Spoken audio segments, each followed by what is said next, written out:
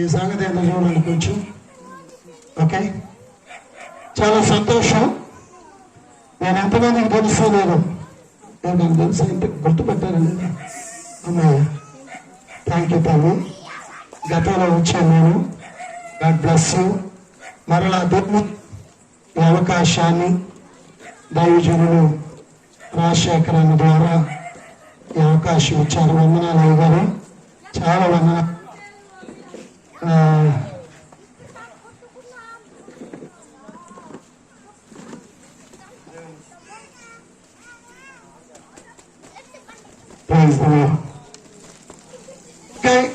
రాత్రి సమయంలో దేవుని మాటలు వినడానికి నేను కొన్ని మాటలు మీ మధ్య ఉంచడానికి ఇష్టపడుతున్నాను. దేవుని స్తోత్రం. దేవుని వాక్యములు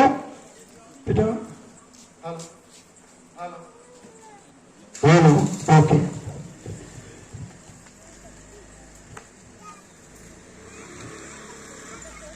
తెలుగులో ఒక సామెత ఉంది.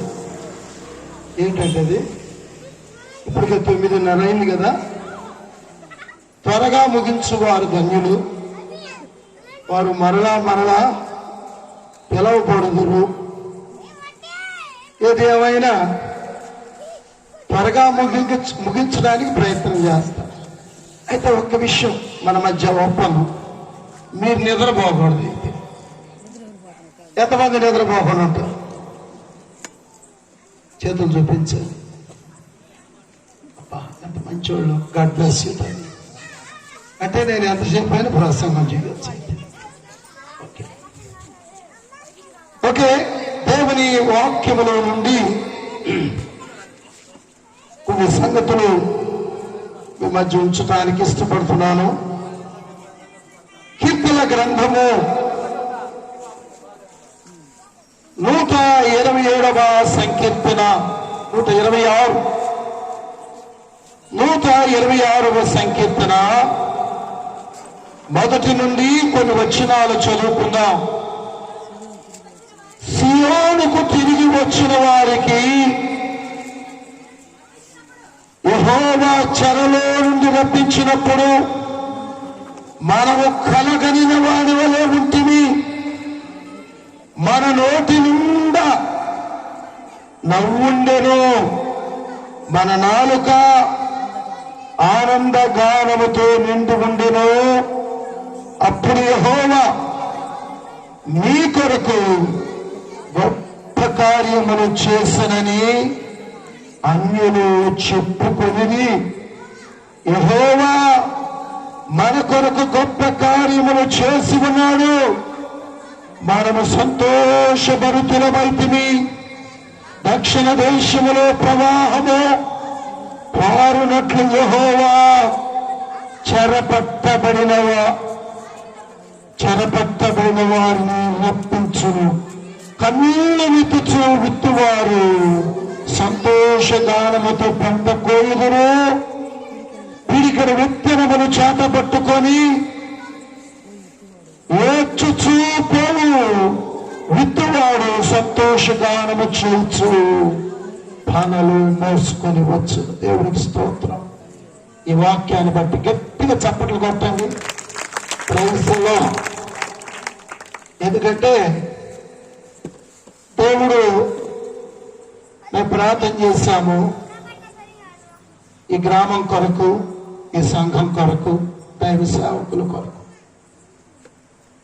ప్రార్థించిన తదుపరి ఇక్కడికి వచ్చిన ఒక దేవుడి ఆలోచన ఇచ్చాను. ఏంటి ప్రభువా, వీరితో ఏం మాట్లాడాలి? నేను కనపడుతున్నాను ఎందుకే అంటే అది ఇటు వస్తాను, ఇటు వచ్చి నిలబడితే బెస్ట్ కదా.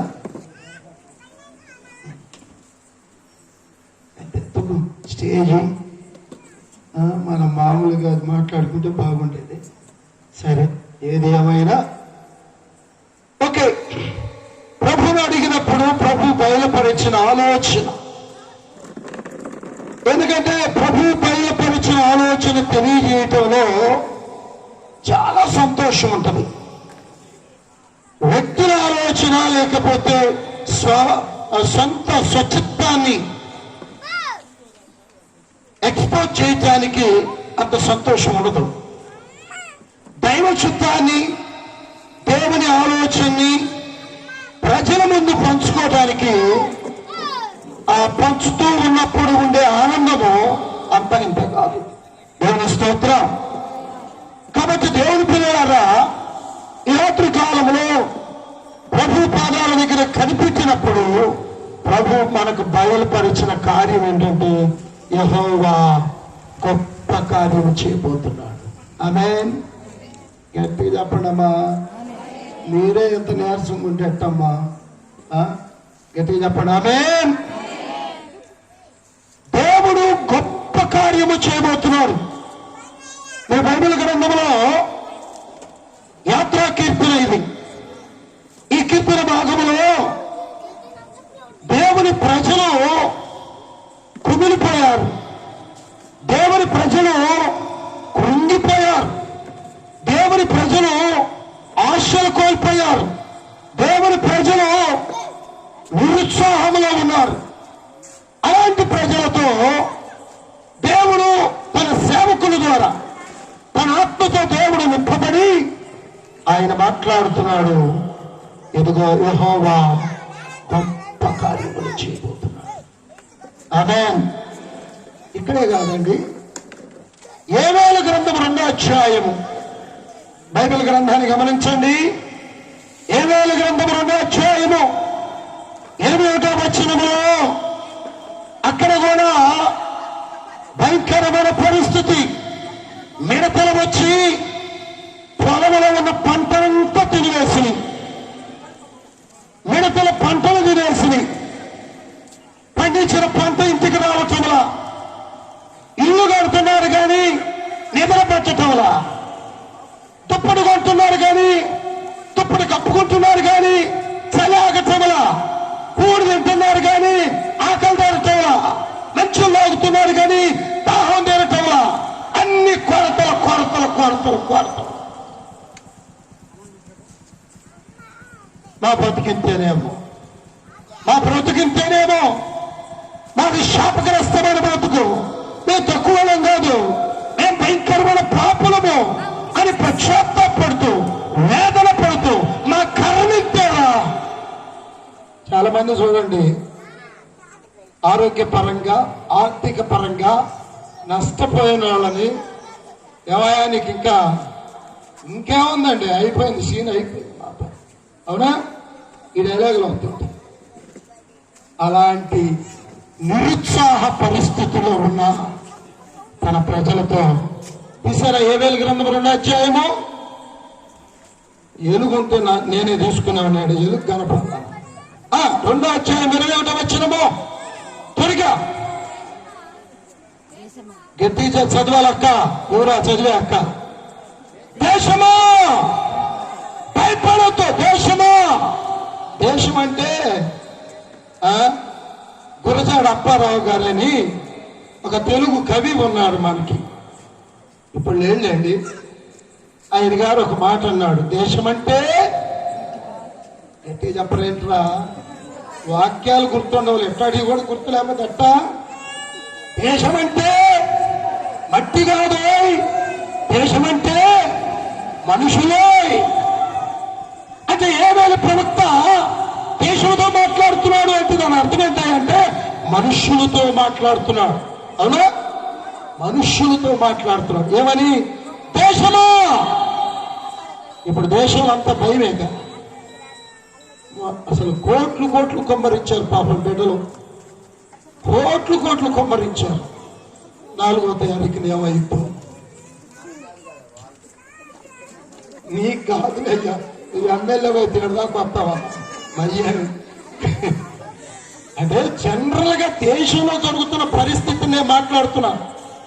ఎక్కడ చూసిన భయము భయము భయము భయము, ప్రజలను భయపెట్టే పరిస్థితులు, ఆర్థిక భయము, ఆరోగ్య భయము, కుటుంబంలో భయము, పిల్లల విషయంలో భయము, భార్య భర్త విషయంలో భయము, భర్త భార్య విషయంలో భయము, కుటుంబ వ్యవస్థ అంతా కూడా భయము భయము భయములో.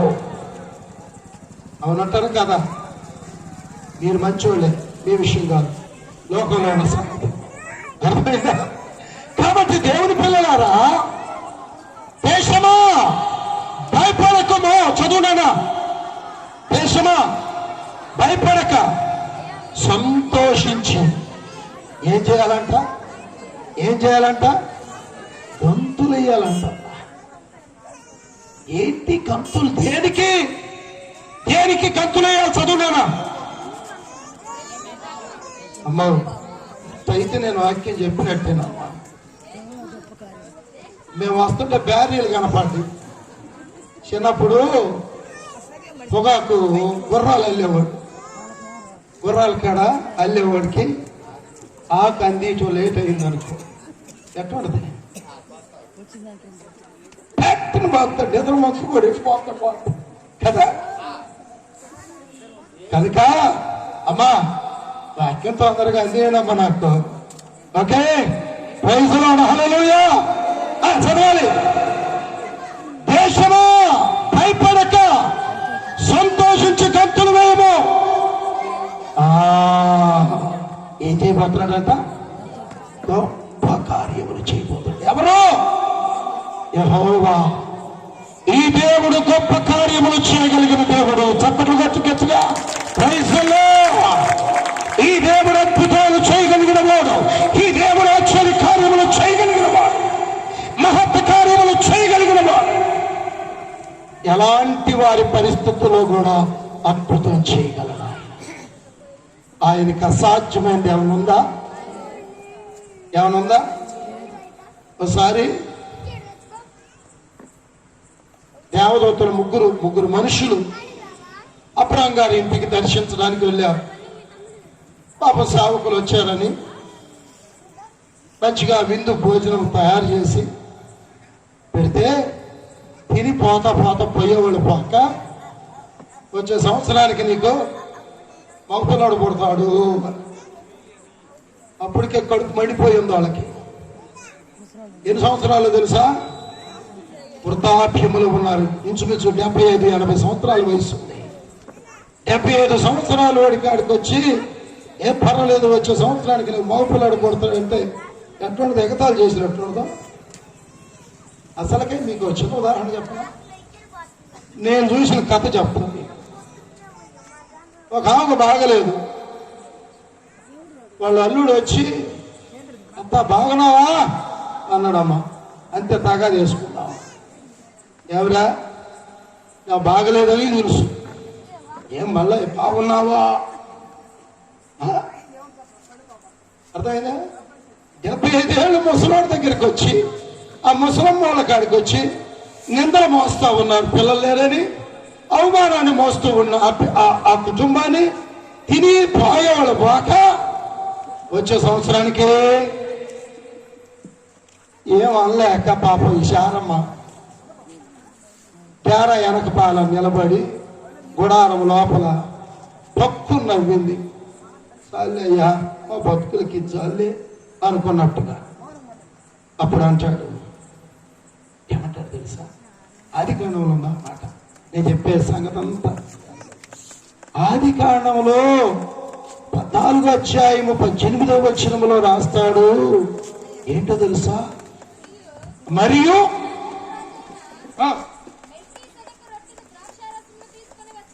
అది కాదక్క, 18వ అధ్యాయం చూడండి.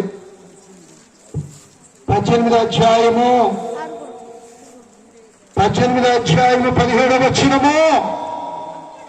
అప్పుడు యెహోవా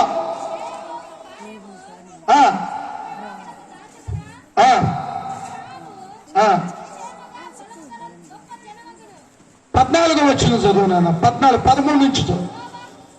13 నుంచి. అంతటా యెహోవా అబ్రహాముతో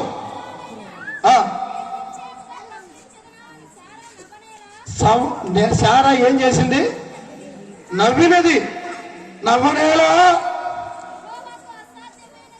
యెహోవాకు అసాధ్యమైనది ఏదైనా ఉందా? మీదటికి ఈ కాలమున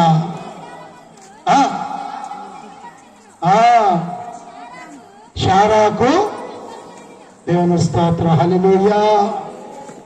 శారా నవ్వనేలా? యెహోవాకు అసాధ్యమైన దేవుడు ఉందా?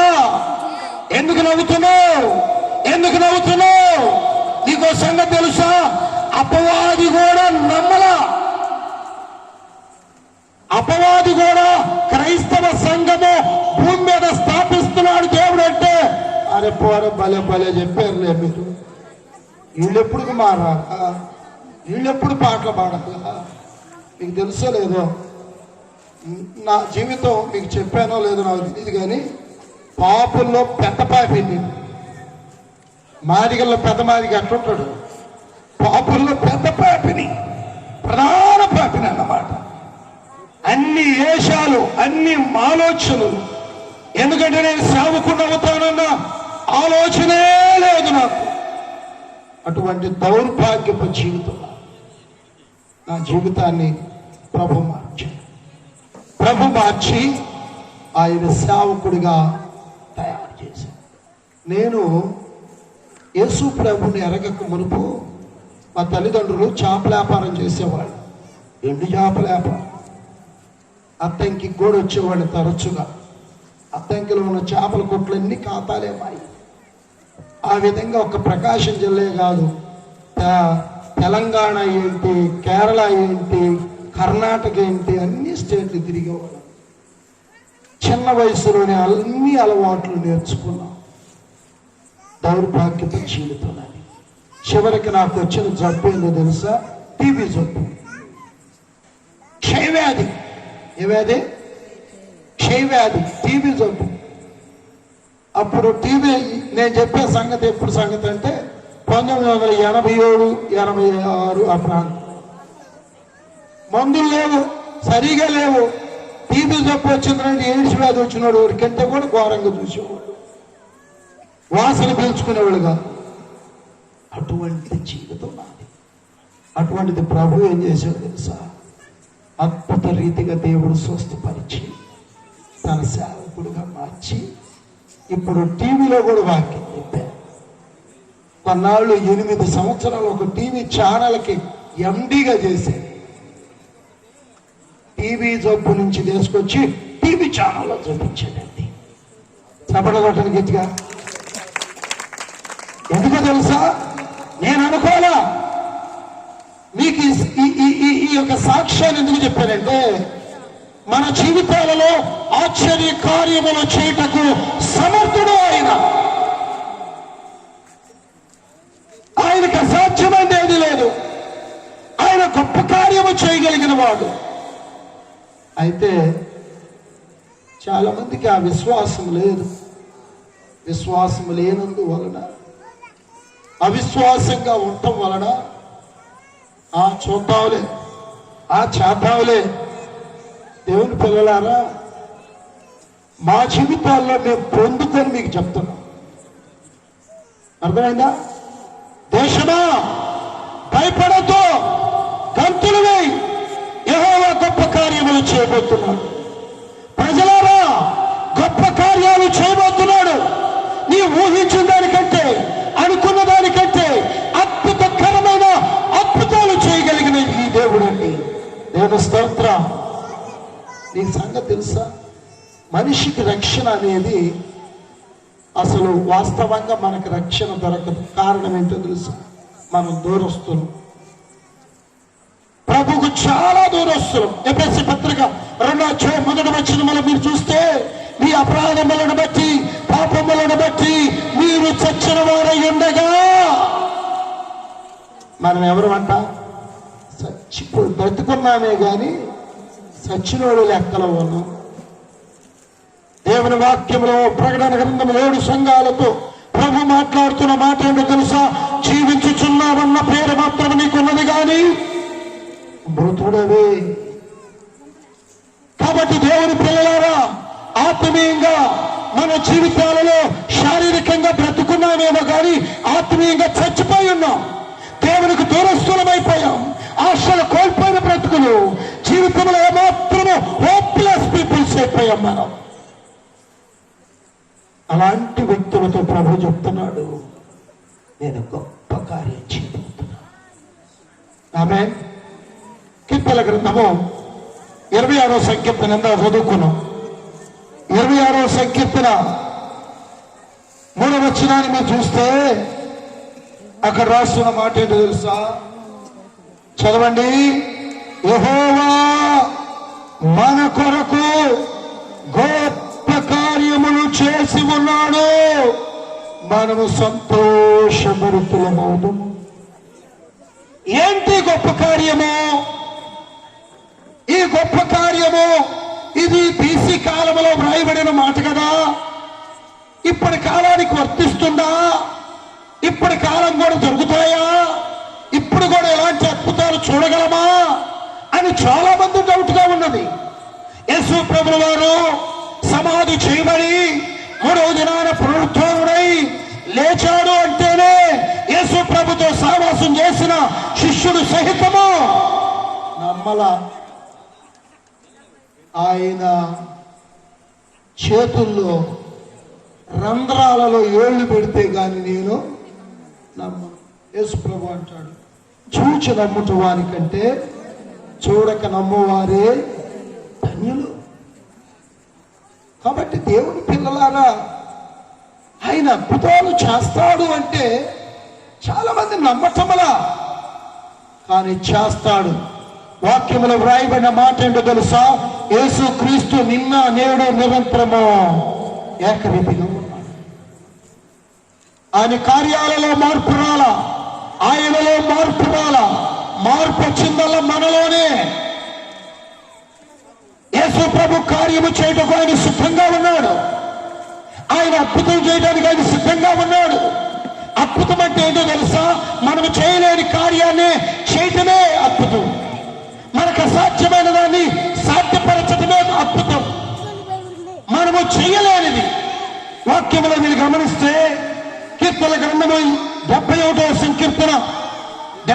సంకీర్తన 6వ వచనములో మీరు గమనిస్తే అక్కడ రాస్తున్న మాట ఏంటో తెలుసా?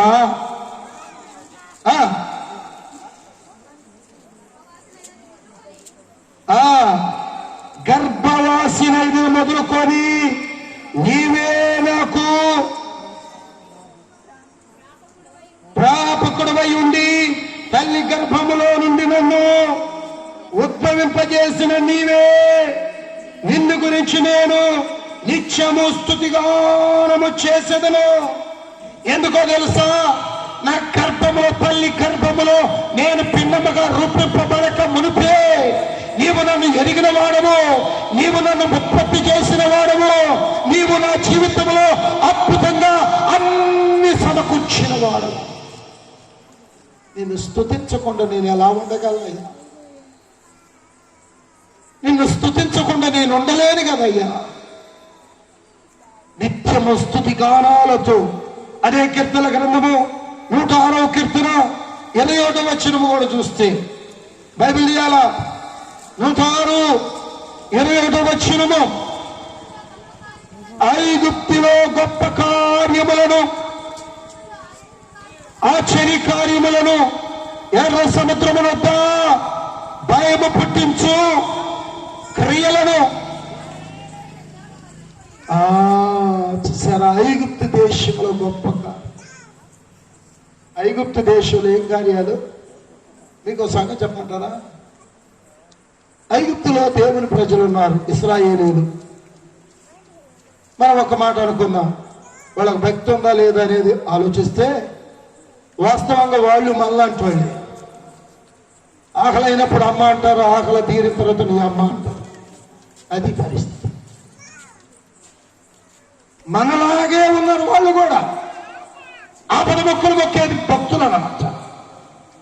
కానీ దేవుని వాక్యంలో మీరు గమనిస్తే ఏమని రాయబడిందో తెలుసా? ఐగుప్తులో అద్భుతాలు చేసిన వాడు. దేవుని ప్రజలు విడిపించబడాలి. దేవుని ప్రజలు పాలు తేనెలు ప్రవహించే దేవుడు వాగ్దానం చేసే ప్రదేశానికి వెళ్ళాలి, ఆరాధించడానికి వెళ్ళాలి. కానీ ఫరో మాత్రం వెళ్ళనీయుతుందా? మీరు వెళ్తే మా ఇళ్లలో పనులు చేసేవాళ్ళు ఎవరు? మాకు పరిస్థితులన్నీ తారుమారవుతాయి. మా ఇళ్లలో పనిచేసేవాళ్ళు లేరు, మాకు సేవ చేసే సేవకులు లేరు, పోవటానికి వీలు లేదు. బానిసలుగా ఓడుకోవడానికి ఇష్టపడ్డారు, బానిసలుగా ఉండటానికి ఇష్టపడ్డారు, బానిసలుగా చేయడానికి వాళ్ళు ఇష్టపడ్డారు. అని దేవుడు ఇశ్రాయేలుల పక్షాన ఆయనుండి ఐగుప్తు దేశంలో ఏం చేశాడు తెలుసా? వారికి తెగుళ్ళు తెప్పించాడు. ఏం తెప్పించాడు తెలుసా మీకు? తెగుళ్ళు ఒకటి చెప్పండి, నాకు గట్టిగా చెప్పండి. ఏ తెగుళ్ళో? ఇటు ప్రశ్న ఎత్తే మళ్ళీ రెండోసారి దేశంలో బాకండి అనుకోక. మీకు తెలుసు అనుకుని అడిగా, లేకపోతే చెప్పటం నా పని. తెలుగులో ఒక సామెత ఉంది, బర్రె ముందు మేత అయిపోతే నా తప్పు తినకపోతే. అంతేగానే ఇశ్రాయేలీయులను దేవుడు ప్రేమించి ఐగుప్తుల మీద ఎలాంటి తెగులు రప్పించాడు తెలుసా? కప్పలు, ఇంటి నిండా కప్పలే, తర్వాత పేలు, తర్వాత పాములు, తర్వాత నీళ్ళన్నీ కూడా రక్తమయమైపోవటం, ఇవన్నీ. ఆ తర్వాత చివరిగా వాళ్ళ ఇంట్లో పెద్ద కుమారుడు చనిపోవటం. ఏ ఐగుప్తీని ఇంత ఎందుకు తెలుసా? దేవుడు తన ప్రజల కోసము, తన ప్రజల బలహీనులను తెలుసు, కానీ తన ప్రజలను వదిలిపెట్టడం ఆయన. తన ప్రజల విషయంలో అద్భుతాలు చేయడానికి ఆయన సిద్ధంగా ఉన్నాడు. తన ప్రజల విషయంలో ఏ శత్రువు ఏం చేయాలనుకున్నా ఏమీ చేయలేదండి. ఆమేన్. ఎందుకో తెలుసా? తన ప్రజల పక్షాన దేవుడు ఉన్నాడు. తన ప్రజల పక్షాన అద్భుతాలు చేసే దేవుడు ఇది. ఇంకా మీరు గమనిస్తే దేవుని వాక్యములో ఎన్నో సంగతులు ఉన్నాయి.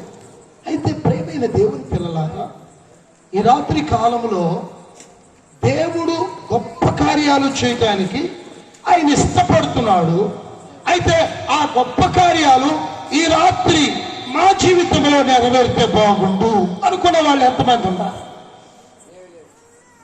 మా జీవితంలో యేసు ప్రభుల వారు మా జీవితంలో, మా కుటుంబంలో గొప్ప కార్యము చేస్తే బాగుండు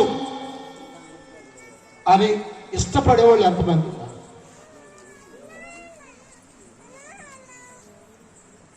చెప్తారా? God bless you. అవసరం లేదా దేవుని కార్యాలు? దేవుని కార్యాలు ఎంతమంది నమ్ముతున్నారు?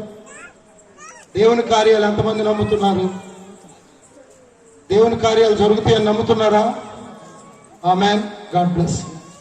ఆ కార్యాలు ఈ రాత్రి మీ కుటుంబంలో జరగబోతున్నాయి. ఆమేన్. ఎందుకో తెలుసా? చాలా మందికి మీకు అర్థం కావచ్చు, ఈ దేవుడు అద్భుతాలు చేస్తాడా, ఆశ్చర్య కార్యాలు చేస్తాడా, మహత్ కార్యాలు చేయగలడు. ఆయన 5 రొట్టెలు 2 చేపలు 5,000 మందికి పంచిన దేవుడు, చనిపోయిన వారిని సైతం బ్రతికించిన దేవుడు, కుట్టి వారికి కళ్ళు ఇచ్చిన దేవుడు, పుట్టి వారికి కాళ్ళు ఇచ్చిన దేవుడు ఈ రాత్రి మన వ్యవస్థలో, మన కుటుంబ వ్యవస్థలో, వ్యక్తిగత జీవితాల్లో అద్భుతం చేయలేడా? చేయగలడంతే. దాంట్లో అసాధ్యమైంది లేదు. అంటే దేవుని పిల్లల మేలులు పొందిన వారి భక్తుల జీవితాల్లో మీరు చూస్తే ఒక సత్యాన్ని నేను మీకు తెలియజేయగలను. ఆదికాండం 12వ అధ్యాయంలో అబ్రహాము జీవితాన్ని మీరు గమనిస్తే, అబ్రహాము జీవితంలో ఆయన ఒక గొప్ప జనాంగంగా మార్చబడ్డాడు, ఒక గొప్ప వంశముగా మార్చబడ్డాడు, గొప్ప వ్యక్తిగా మార్చబడ్డాడు, విశ్వాసులకు తండ్రిగా మార్చబడ్డాడు. అక్కడ మార్చబడటానికి, బ్లెస్ చేయబడటానికి, ఆశీర్వదించబడటానికి అతని జీవితంలో దేవుని మాటను విన్నాడు. దేవుని మాట ప్రకారము తన స్వజనులను విడిచిపెట్టేశాడు.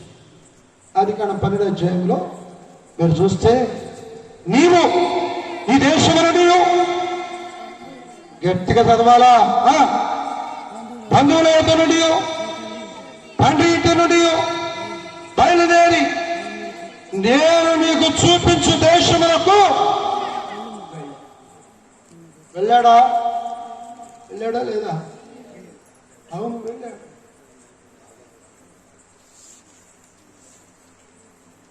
దేవుని పిలుపుకు లోపడ్డాడు. చాలా మంది పిలుపుకు లోపడ్డాడు. దేవుడు పిలుస్తుంటే నవ్వులాట అనుకుంటున్నా. జాగ్రత్త, దేవునితో ఆశామాశయం కాదు. దేవుని పిలుపుకు అబ్రహామును దేవుడు ఎన్నుకున్నాడు. పిలువబడినప్పుడు పిల్లలు లేని వాడిగా పిలువబడ్డాడు. అయితే ఇక్కడ విషయం ఏంటంటే పిలుపుకు లోబడ్డాడు తాను. దేవుని వాక్యాన్ని మీరు గమనిస్తే ప్రియమైన దేవుని పిల్లలారా, ఒక్క విషయాన్ని గుర్తుపెట్టుకోండి. అబ్రహాము జీవితంలో పిలుపుకు లోబడి దేవుడు వెళ్ళమన్న స్థలానికి వెళ్ళిపోయాడు. నేనేమంటానంటే అబ్రహాము జీవితాన్ని మీరు గమనిస్తే పిలువబడినప్పుడు 5గురుగా పిలువబడ్డారు. ఎంతమంది? 5గురు. పేర్లు తెలుసా? అబ్రహాము, శారా, లోతు, వాళ్ళ నాన్న పేరు. 5గురు. లోతు, శారా, తెరహు, వాళ్ళ నాన్నగారి పేరు తెరహు. కాబట్టి నలుగురు. ఈ నలుగురు పిలువబడ్డారు.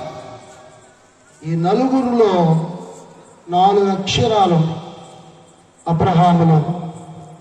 ఏ, శారా, ఏ, శారా, ఏ. తర్వాత లోతు, తెరహు. సాల్ట్ అంటే ఉప్పు. సముద్రంలో నుంచి నీళ్లు ప్రత్యేకిస్తేనే గాని ఉప్పు తయారు. అలాగే లోకములో నుంచి ప్రత్యేకించబడాలి, లోకములో నుంచి పిలువబడాలి, లోకములో నుంచి బయటికి రావాలి. ఎందుకో తెలుసో, దేవుని వాక్యములు మీరు గమనిస్తే అబ్రహాము జీవితంలో ఒక గొప్ప జనాంగంగా మార్చబడ్డాడు, ఒక గొప్ప వ్యక్తిగా మార్చబడ్డాడు, ఒక గొప్ప వంశముగా మార్చబడ్డాడు. అబ్రహాం మార్చబడటానికి ప్రధానమైన కారణం ఏంటంటే పిలుపుకు లోబడతారు. ఈ రాత్రి దేవుని పిలుపుకు ఎవరు లోబడతారు? నేనేమంటానంటే వాక్యానుసారంగా వాక్యములు ఏమని బయలుపరిచిందంటే, ఎవరు పిలుపుకు లోబడతారో, ఎవరు దేవుని వాక్యానికి లోబడతారో, ఎవరు దేవుని వాక్యానికి విధేయులవుతారో వారి జీవితాలలో, అబ్రహాము జీవితంలోనే కాదు, యాకోబు జీవితంలోనే కాదు, ఇస్సాకు జీవితంలోనే కాదు, ఇదిగో బోధించే బోధకుల జీవితంలోనే కాదు, మన జీవితాల్లో కూడా దేవుడు అద్భుతం చేయగలడు. ఒకరికొక విధంగా దేవుడు చేసేవాడు, అందరికీ సమానంగా చేసేవాడు. నీతిమంతుల మీదను అనీతిమంతుల మీద వర్షం ఎలా కురవబడుతుందో ఆయన కృప అందరి మీద కుమ్మరించబడుతుంది. ఎవరు ఆ కృపకు పాత్రులవుతారో, ఎవరు ఆ కృపను ఉపయోగించుకుంటారో, ఎవరు ఆ కృపకు విధేయులు అవుతారో వారు దీవించబడతారు. ఈ రాత్రి కాలంలో క్రైస్తవ వ్యక్తిగత జీవితాలు ఆశీర్వాదకరంగా మార్చబడాలని దేవుని కోరిక. పేతురు మొదటి పత్రిక 3వ అధ్యాయము 9వ వచనములో రాస్తాడు. అపోస్తలుడైన పేతురు గారు 3వ అధ్యాయము 9వ వచనములో రాస్తాడు, ఆశీర్వాదములకు వారసులుగా ఉండుటకు మీరు పిలువబడుతుంది.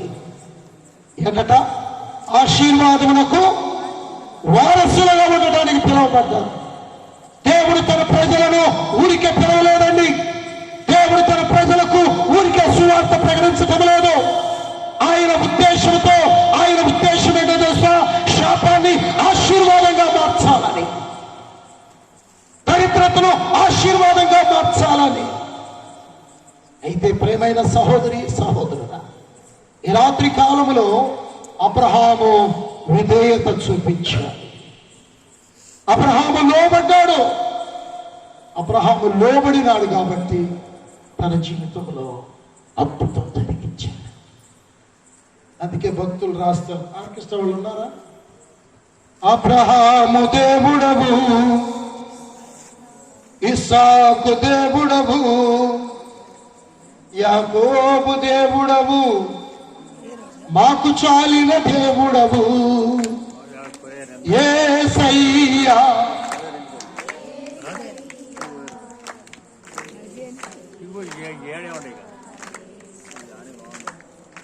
యేసయ్యా మా యేసయ్యా. దేవుడి ప్రజలారా గమనించండి, రాత్రి కాలంలో అబ్రహామును దేవుడు దీవించాడు. దేవుడు దీవించడానికి ప్రధాన కారణం ఏంటంటే దేవుని పిలుపుకు లోబడ్డాడు, అంతే. మీకు తెలుసా, యోహాను సువార్త 2వ అధ్యాయంలో కానా అనే ఊరిలో వివాహం జరుగుతుంది.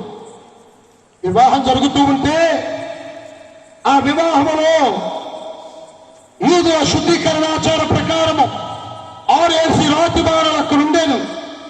అయితే విషయం ఏంటయ్యా అంటే ఆ పెళ్లిలో ద్రాక్ష రసం అయిపోయింది. ప్రియులారా, ఇప్పటికీ కూడా ఆ ప్రదేశాల్లో ఇంటికి వచ్చిన మనిషికి మనమైతే ఏం చేస్తాం, మంచినీళ్ళు ఇయటమో మజ్జిగ ఇయటమో ఇలాంటివి జరుగుతాయి. కానీ అక్కడ మాత్రము పాలస్తీనా ప్రదేశాల్లో, యెరూషలేము ప్రాంతాల్లో ఇంటికి వెళ్ళుగాక, ఏదైనా షాప్కి వెళ్ళుగాక, ఎక్కడికైనా బంధువుల కాడికి ఏదైనా షాప్, గోల్డ్ షాప్ కావచ్చు, లేకపోతే పచారీ కొట్టు కావచ్చు, ఏ షాప్ కన్నా వెళ్ళు, ముందు మర్యాదకి ఏమిస్తారో తెలుసా?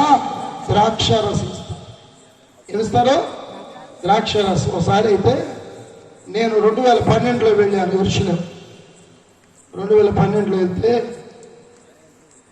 అందరూ ఆత్రంగా, మన వాళ్ళందరూ పాప యెరూషలేము ఎప్పుడు చూడలేదు కదా, నేను కూడా మొదటిసారి వెళ్తాం. గోల్డ్ షాప్లోకి వెళ్ళాం. వెళ్ళంగల అందరినీ ఈ ద్రాక్ష రసం తాగొచ్చు మీరు అన్నారు. పాపం దాంట్లో 2 రకాలు ఉంటాయి ద్రాక్ష రసాలు, with alcohol, without alcohol. With alcohol అంటే మత్తుగా ఉండే ద్రాక్ష రసం ఇది, మత్తు లేని ద్రాక్ష రసం ఇది. మీ చాయిస్ ఏదైనా తాగొచ్చు. మంచినీళ్ళు లాగే మంచినీళ్ళ బాటిల్ అప్పట్లోనే 6 లీటర్ బాటిల్ $1. అప్పుడు నేను పోయినప్పుడు ₹60 $1. 6 లీటర్ బాటిల్ ₹60 నీళ్ళు అయ్యి, దాని బదులు ద్రాక్ష రసమే చీప్ అన్నమాట. పాపం మాత్రంగా ఒక పాస్టర్ ఏం చేసిందంటే 2-3 గ్లాసులు తాగింది. ఎందుకంటే ఈ ఒత్తిడిలో ఆ స్లిప్ పడిపోయింది, ఆడబడిపోయింది. విత్ ఆల్కహాల్, ఇది మత్తుగా ఉండే ద్రాక్ష రసము అనే స్లిప్ గ్లాసుల మధ్యలో పెట్టాడు ఆయన. ఈ ఒత్తుల్లో, మన తెలుగు వాళ్ళ ఒత్తుల్లో ఆ గ్లాసు మధ్యలో ఆడబడిపోయింది అది. ఇప్పుడు ఏది ఆల్కహాలు, ఏది ఆల్కహాల్ లేనిది, మత్తు ఏది, మత్తు లేనిది ఏది తెలియక మొత్తం మీద నేను యెరూషలేములో 2 గ్లాసులు ద్రాక్ష రసం తాగాను అనిపించుకోవాలను. ఏమో మొత్తం మీద తాగి అట్ట కూర్చుంది ఏసీలో. అందరు షాపింగ్ అయిపోయింది. వెళ్దాం రెండమ్మా అంటే ఏడకంటాం, హాస్తమ్మా ఏడకంటుంది. ఏందమ్మా బస్కి ఎక్కుదాం మనం బావద్దా అంటే ఆమెకి ఎక్కిపోయి ఉంది, పెరిగిందేమో మత్తుది. అంటే నేను ఎందుకు ఉదాహరణ చెప్పానంటే అక్కడ ఎవరు వెళ్ళినా కూడా నువ్వు కొనుక్కుపో. షాపింగ్కి వెళ్ళినా, ఇళ్ళకి వెళ్ళినా, ఎక్కడికి వెళ్ళినా ద్రాక్ష రసం ఇవ్వటం వాళ్ళ దేశపు ఆనవాయితీ. అలాగే పెళ్లిలో కూడా వాళ్ళకి ద్రాక్ష రసం అయిపోయిందట. ఏమైపోయింది? ద్రాక్ష రసం అయిపోయింది. ఏం చేయాలో అర్థం కావాలా? కూడిపెట్టినా పెట్టకపోయినా ద్రాక్ష రసం లేకపోతే మాత్రం అది చాలా అవమానం. ఏం చేయాలో అర్థం కాక యేసు ప్రభు తల్లి దగ్గరికి వెళ్ళారు. యేసు ప్రభు తల్లితో చెప్తున్నాడు, అమ్మ ద్రాక్ష రసం అయిపోయింది, ఎట్లా చేయాలి? అప్పుడు యేసు ప్రభుకు రికమెండేషన్ చేస్తుంది ఆ తల్లి, అయ్యా ద్రాక్ష రసం అయిపోయింది అయ్యా, అమ్మ నాతో నీకే పని, ఇప్పుడు నేను చేసే కార్యం చేస్తానన్నాడు. అప్పుడు ఆమె ఏం చెప్తుందో తెలుసు, పరిచారికలను చూసి ఆయన మీతో చెప్పునది చెయ్యి. అంతే. ఏం చెప్పాడు యేసు ప్రభు? ఆ రాతి బాణల నుండి నీళ్లు నింపండి, రాతి బాణల నుండి నీళ్లు నింపండి అంటే ఎలా? ద్రాక్షరసం ఎలా వస్తుంది? గానుగుల్లో నుంచి రావాలి పోవాలి. అక్కడ గానుగుందా? లేదు. కానీ రాతి బాణంలో నీళ్లు నింపబడ్డాడేంటి? ఇక్కడ అవసరత ఏంటి? అయ్యగారు చెప్పేది ఏంటి? అవును కదా, చెప్పేదానికి అవసరతకి సంబంధాలు ఉండవు కొన్నిసార్లు. మీరు ఒక్కసారి గమనించండి, దేవుని కార్యాలు ఎప్పుడు కూడా ఆశ్చర్యంగానే ఉంటాయి, అసాధ్యంగా ఉంటుంది.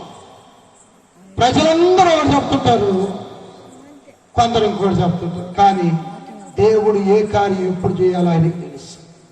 ఇప్పుడు విందు ప్రధాని గారికి వచ్చి ఆయన ఏం చెప్పారంటే, యేసు ప్రభువు వారు ఇప్పుడు ముంచి తీసుకెళ్ళి పోయండి. ఏం ముంచి? ఏం పోశారు? ఏం పోశారు? గట్టి చెప్పండి.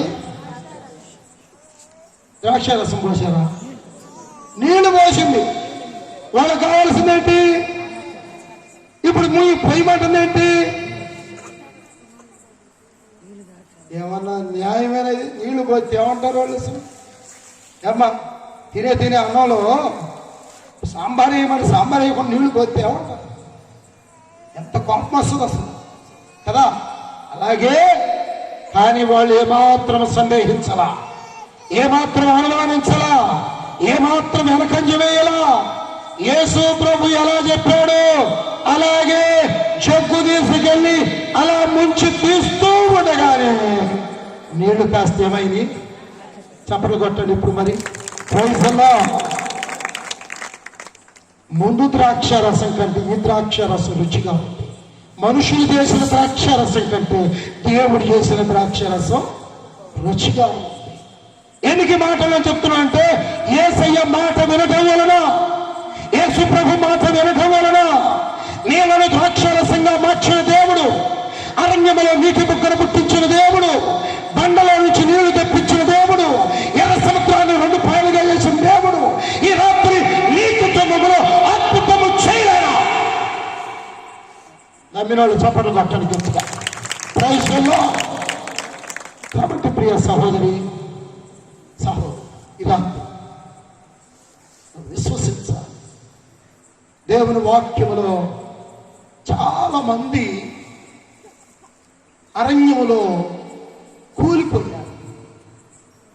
ఎందుకు కూలిపోయారు తెలుసా? సణుక్కొని. ఎందుకు సణుక్కున్నారు? అవిశ్వాసము, విశ్వాసము లేకపోవటము. ఈ రోజున దేవుని పిల్లలకు విశ్వాసము లేనందువలన దేవుని పిల్లలు దేవుని కార్యాన్ని చూడలేకపోతున్నారు, దేవుని కార్యాన్ని ఇతరులకు చెప్పలేకపోతున్నారు. ఈ రాత్రి కాలంలో వాక్యములో రాస్తున్న మాట్లాడు తెలుసా? ఎప్పుడు పత్రిక 11వ అధ్యాయము 6వ వచనములో రాస్తున్నాడు, విశ్వాసము లేకుండా ఎవరు దేవునికి ఇష్టడై ఉండుట అసాధ్యం. విశ్వాసము ద్వారా శూర కార్యములు చేయగలము. మనము విశ్వాసము ద్వారా అద్భుతాలు చూడగలము. మీకు తెలుసా, దేవుని వాక్యములో మీరు గమనిస్తే ఇదిగో షద్రకు, మేషకు, అబేద్నెగోనే ఈ 3 భక్తుల జీవితాలను మనకు తెలియంది కాదు కదా. వారు ఆ ప్రతిమకు మొక్కల ఏం చేశారు? మేము సేవిస్తున్న దేవుడు మమ్మల్ని రక్షించినా సరే, రక్షించకపోయినా సరే, మేము మాత్రం ఆ ప్రతిమకు మేము రాజీ పడము. ఎలాంటి విశ్వాసం ఉందా ఈ రోజున? గొప్ప కార్యాలు జరగటం లేదు, గొప్ప కార్యాలు లేవు. చాలా మంది ఏమంటారు తెలుసా? ఈ సంఘంలో బాగలేదమ్మా, ఇంకో సంఘానికి వెళ్దాం.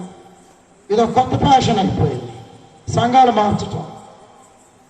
సంఘాలు మారిస్తే కాదు, బట్టలు మారిస్తే కాదు, బోధకులు మారిస్తే కాదు, హృదయం మారితేనే అద్భుతం జరిగేది. ఆమేన్. హృదయం మారాలి. హృదయం మార్పు లేకుండా నువ్వు ఎక్కడికి పోయినా కూడా తడిపాపి పొడిపాపి నీళ్ళల్లో ముని బాప్తిసం తీసుకున్న తర్వాత ఒక ఉంది మా ఒంగోలులో విజయనగర్ కాలనీలో హిల్ సైడ్ బాప్టిస్ట్ చర్చ్ పాస్టర్ని నేను. ఆ చర్చిలో మా దగ్గర నుంచి ఒక విశ్వాసం బయటకు వెళ్ళిపోయింది. నీ చర్చిలో ఆత్మ లేదు అని. నీ చర్చిలో ఆత్మ లేదా? ఆత్మ ఎట్లుండదో, ఆత్మక్రియలు ఏంటియో అవన్నీ మాకు తెలుసు. మీకు సంగతి తెలుసా? నేను బ్యాప్టిస్టు రామాయపట్నం థియలాజికల్ కాలేజీ చదివాను, పెంతెకోస్తు కాలేజీ కూడా చదివా. రెండు. మా పాస్టర్ పెంతెకోస్తు, నేను బ్యాప్టిస్టు అని. అందుకే కంబైన్గా ఉంటుంది. మనది వాక్యం ఉంటుంది, పరిశుద్ధాత్మ ఉంటుంది. పరిశుద్ధాత్మను ఆటంకపరిచే కార్యం ఏది జరగదు.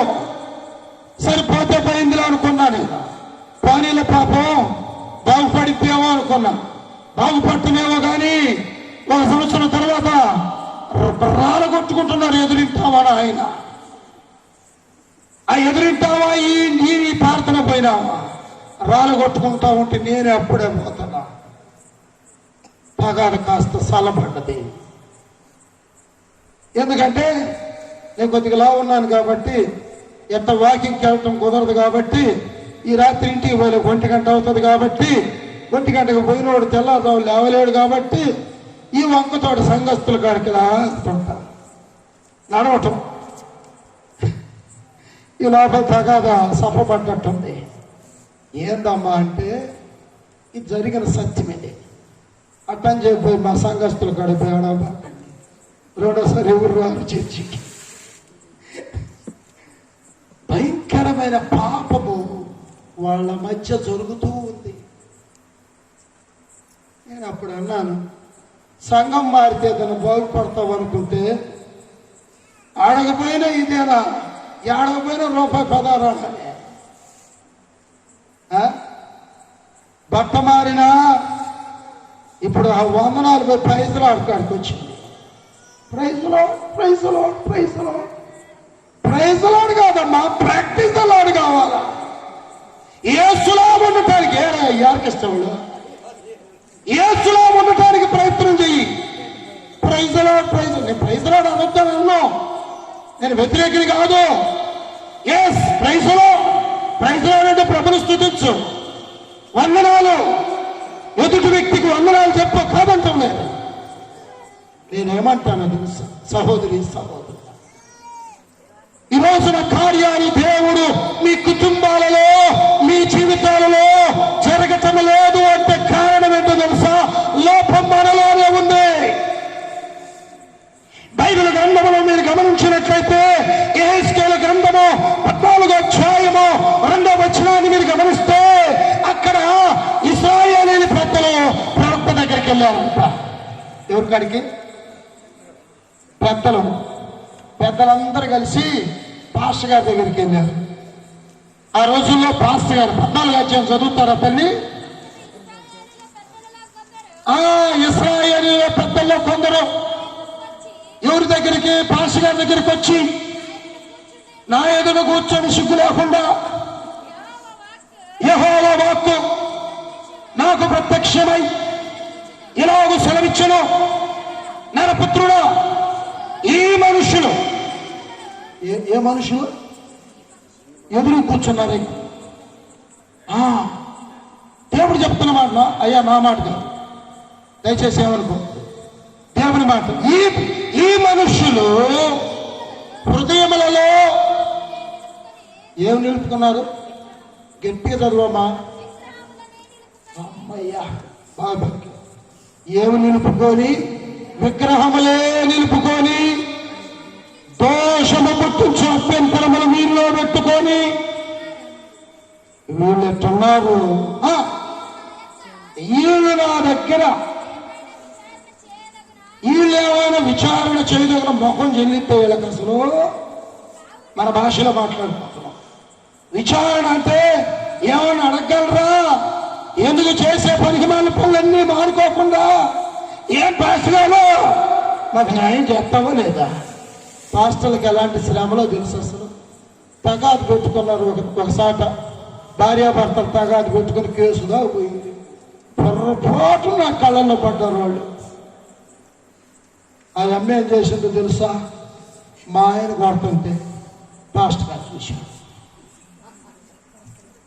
ఈ పాస్టర్ గారు ఏమన్నాడు తెలుసా?